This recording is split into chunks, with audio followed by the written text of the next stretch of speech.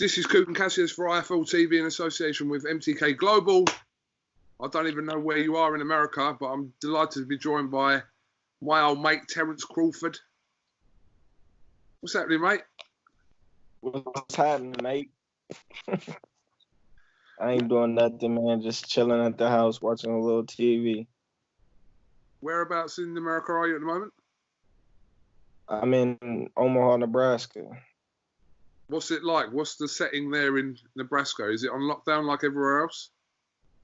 Nah, it's cool. We're not on lockdown. I don't believe we have that many cases, or we don't have enough people tested positive to actually go on lockdown, so we good. Really? So there's no restrictions where you are in Nebraska there? Nah. So you can go out, you can do what you want in Nebraska. Whatever you want, you can do.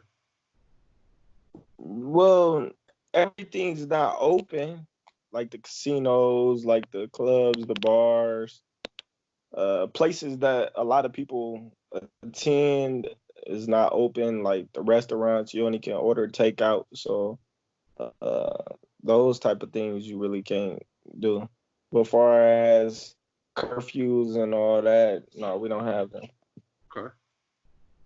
Well, it's not like that here in the UK. You're not really allowed outside your house. So why? Well, because our death rate here in the UK is growing by the day, and you're only allowed to leave the house if to shop for groceries, one exercise a day, and if you have to help like the elderly or have to go and get medication for yourself, you can go out. But there's about 3 reasons or so why you're allowed to leave the house. Otherwise, you have to stay in your house. Yeah, man, I don't agree with that. That's crazy. I know, but they're doing this social distancing at the moment, so they're trying to obviously curb what's going on here. You saying you haven't got many cases here, but the cases are growing daily here. So I don't think it's a bad thing here, what they're doing. But yeah, just means everyone's got to obviously stay at home. That's the message here, stay at home. Yeah. So obviously everything that's going on, it's kind of put boxing on hold at the moment, isn't it? Which is obviously frustrating. There's a bigger picture going on worldwide, but yeah, there's going to be a lack of boxing for a little while. Yeah, it is, but at the same time, I believe that when it picks back up, it's going to pick back up tremendously. You'll start seeing a lot of people anxious to get back in the ring, and a lot of people is going to be more healthier, being that they had a lot of time to relax and, heal up. And you're going to start seeing a lot of big fights get made.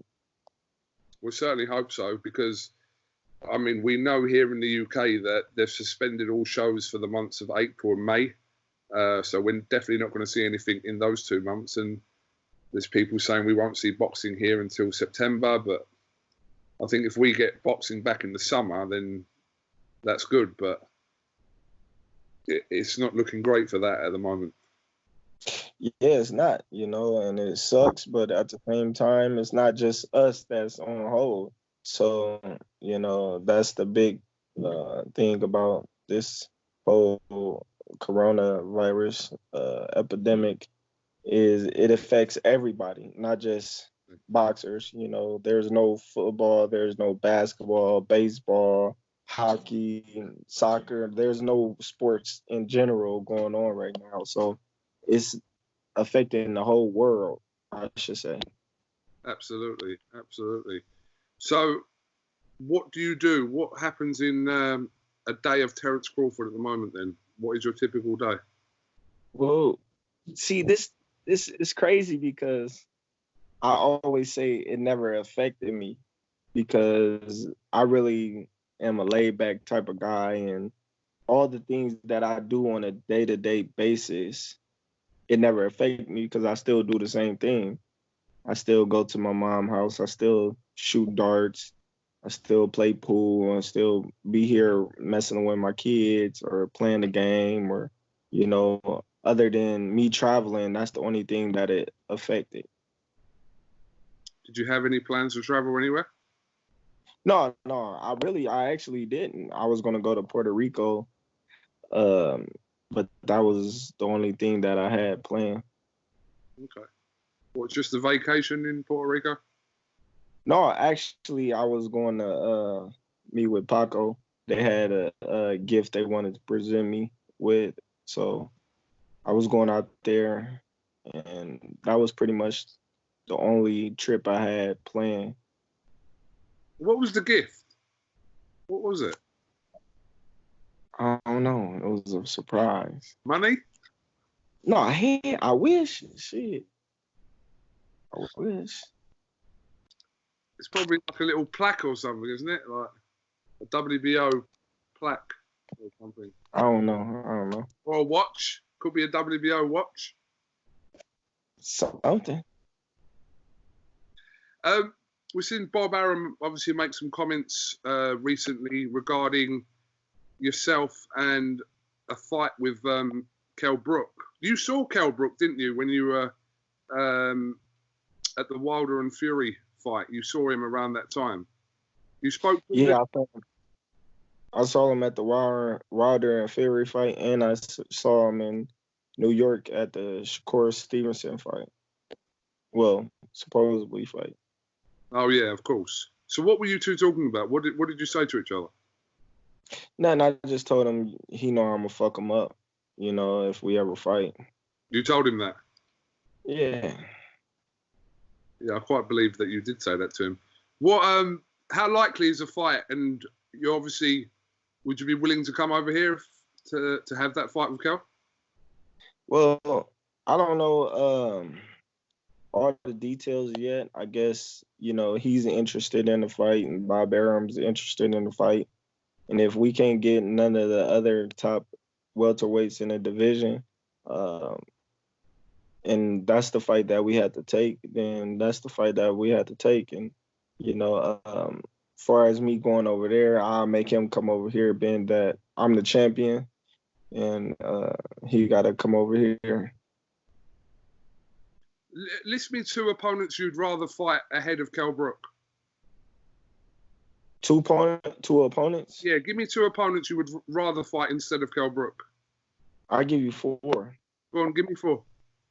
I give you Pacquiao, Errol Spence, Danny Garcia, and Keith Thurman. Keith Thurman, okay. So they're the actual fights you want, but you're saying if you can't get any one of those, you're willing to fight Kell Brook then? For sure. Okay. That's interesting.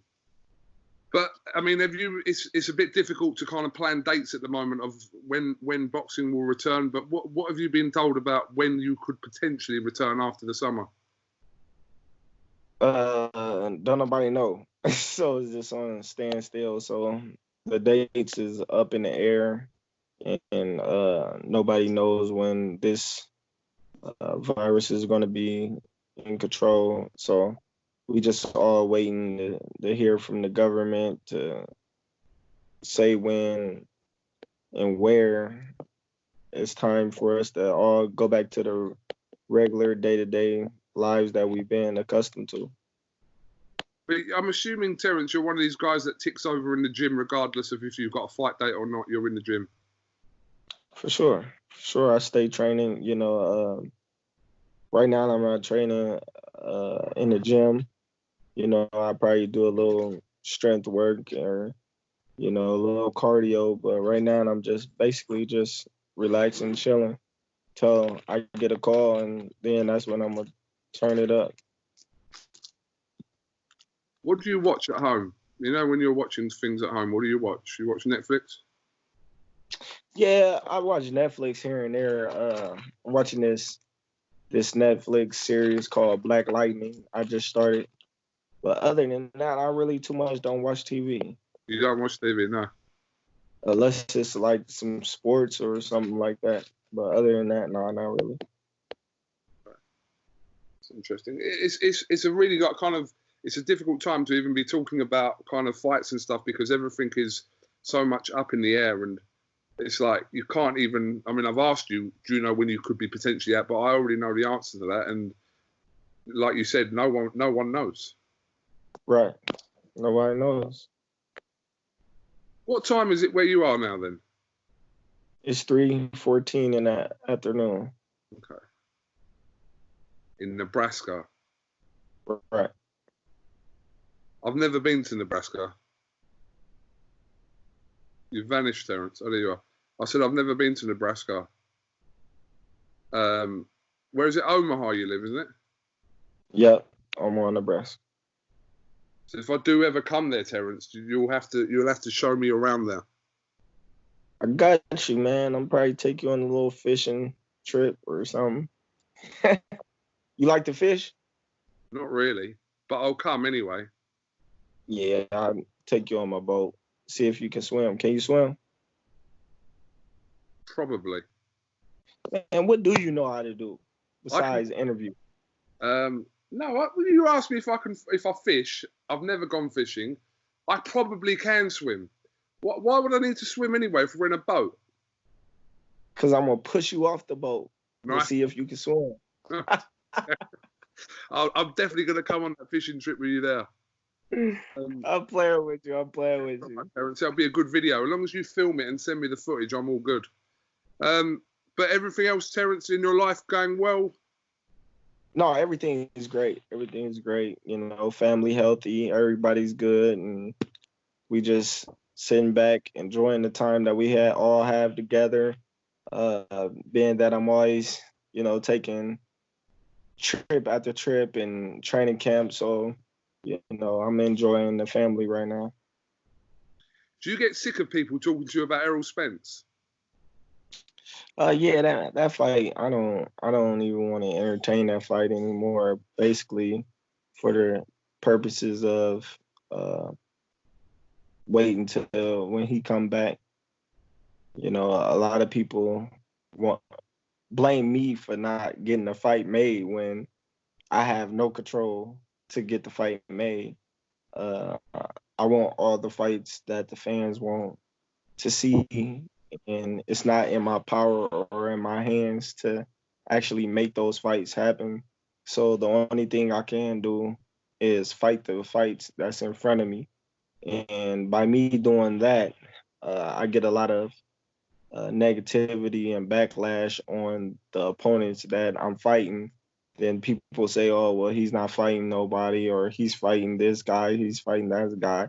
But at the same time, nobody talks about the fighters that other fighters fight, and that just shows the caliber of fighter that I am to make a good fighter look average, and for the media and the people to downgrade the fighters that I'm fighting because I'm that good. It seems like that fight with... I asked you because I know everyone wants to talk to you about it, and I think everyone will continue to talk to you about it until you two guys fight, whether it happens or not. But it's one of them, if you list kind of the top 3 fights that people would want to see in world boxing, Crawford Spence is in that top 3 with everyone. Right. But whether we get it or not is a different matter. Yeah. Maybe we will, maybe we won't. Who knows? I recently interviewed Floyd Mayweather about a month ago, and he lists you as his pound for pound number 1. You would have seen that, I'm sure, Terence. Yeah, I heard of it. Yeah. Well, I mean, I've asked you about the whole pound for pound thing before, and it's not something that really you kind of take much notice of what people say regarding pound for pound. But if Mayweather, who has been regarded pound for pound the best over the last 20 odd years, says that you're number 1, that's got to mean something to you, surely. Yeah, for sure. I always said pound for pound is an opinion. Everybody got an opinion on who they think's the best fighters in the world. And for me, a pound for pound fighter will be a fighter that not only is the number 1 guy in his weight class, but when he goes up into newer weight classes, challenge the best fighters in that weight class. So if I was to be at 130, I would want to go and fight the best guy at 135. Mm. If I was at 135, I would want to move up and fight the best guy at 140. It's kind of like when I was at 135, I moved up and went right into a title fight, and then I became undisputed. When I became undisputed, I said, okay, I want to go to 147 and I want to fight Errol Spence and all those champions. I didn't even have a fight yet. And they all, as in Keith Thurman, Errol Spence, um, Jeff Horn, and who else was it? I think it was Danny Garcia. It was another, I think Danny Garcia. Everybody was saying, oh, well, he got to have a fight in the welterweight division yet. He got to get a belt. This was all the talk. Well, he haven't even fought in the welterweight division yet. How can he be ranked in the welterweight division? He doesn't have a belt. When he get a belt, then let's talk. My first fight at 147 was for a legitimate belt, not an intern belt, a champion that beat a champion to get the belt. And that was Jeff Horn. So when I beat Jeff Horn, then I'm actually a champion, a legitimate champion. Now I want to fight all the other champions. And as you see, it's been a roadblock and everybody coming up with excuses now. Oh, he's on the wrong side of the fence, all this and all that, all that. It's a whole bunch of excuses. So I understand why they wouldn't want to get in the ring with me, because they know, it's a high risk. I wouldn't say low reward because I'm one of the best fighters in the world. And when you fight Terence Crawford, you're going to get paid. But at the same time, they just risking an L on their record that they really don't want at that time. So that's a pound for pound fighter in my eyes. Somebody that goes up to a newer division, not looking for the lesser challenge. They looking for the biggest and baddest challenges they can. And ultimately, when they win those fights, then they become a pound for pound fighter. That's why I always said a heavyweight cannot be considered pound for pound fighter because he's only fought in one division. Now, if a heavyweight was to win a heavyweight division and then came down in weight and won a belt in a weight below heavyweight, then you can arguably say, oh, well, he's pound for pound. But pound for pound, if you put me in any weight class with my skills and my attributes right now, you can arguably say he'll be a champion in this weight class. He'll be a champion in that weight class. That's how I look at it. Yeah, you make a good point on that. I mean, everyone's kind of got their perception of how they perceive pound for pound status to be, because it's actually pure fantasy, isn't it? Pound for pound, it's not. It's what you interpret it to be. But it's interesting. I asked you obviously because those comments from Floyd Mayweather. I remember speaking to you about it before, and you said that you didn't really kind of take too much notice of, what people thought about pound for pound. You know what you are and what you're capable of doing, and that's enough for you. Yeah, for sure. Because, once you keep winning, everything else is going to fall into place.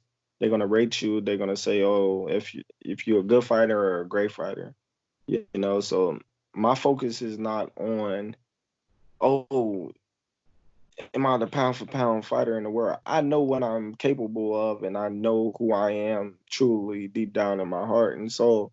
So I don't need somebody else that's on the outside that really don't care to justify who I really am.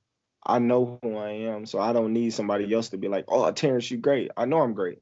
If you tell me I'm great, it's a plus. It's a blessing for the people to acknowledge it. But at the same time, if you don't acknowledge it, it doesn't matter. It doesn't hurt me because I know I'm great in the inside. So I'm like, okay, I know I'm great. You don't have to tell me I'm great. You know, that's me. What? I know this is a bit of an old story now, but the whole UFC thing. I mean, it was Bob Arum that was kind of saying quite a lot a few months ago about McGregor, etc., etc. How realistic is that, Terence? He ain't never came to me with nothing like that. But my thing was, a lot of people had came up to me asking me would I ever do it, and then my answer was yeah, if the money's right. You know, me as a fighter, I'm always looking for a challenge. You know, I'm so competitive in everything that I do. If somebody was to challenge me and everything was set up like financially wise and on even terms, then we gotta fight. Like it's no if ands and buts about it. It's kind of like when you're a little kid. If somebody challenge you and you know that kid can fight, you say, "Oh, I don't want to fight him because he's a wrestler." I'm gonna jump out there and I'm gonna bust him in his mouth. You know what I mean? Like I'm not gonna say, "Oh no, I don't want to fight you," because you know something that I don't know. No, we gonna fight and we gonna see who gonna win. So when things like that come to fruition and it get talked about, would you do this? Yeah, I'll do it. You know what I mean? He came over in the boxing ring and fought Mayweather. What? Everybody didn't expect him to do that. So would nobody expect me to go in the octagon? It's true. If we live in a world where we can see a fight that we never thought we would have seen a few years ago before it happened, McGregor and Mayweather, anything's possible to happen. So, Right. Right. Well, listen, Terence, I appreciate you giving us your time, my old mate. And yeah, keep yourself safe in Nebraska. And hopefully, like I said, we'll get to catch up soon. Have you got anything else you'd like to say or add, Terence? Nah, man, I just appreciate you taking the time out with the interview, mate. You know, you my guy. Yeah, just stay in touch. We healthy. Y'all be healthy as well. And quarantine. We're in quarantine. Terence Crawford, thank you very much for talking to IFL TV. And like I said, keep yourself safe and we'll definitely speak to you very soon. All right, peace out. Thank you very much, Terence Crawford.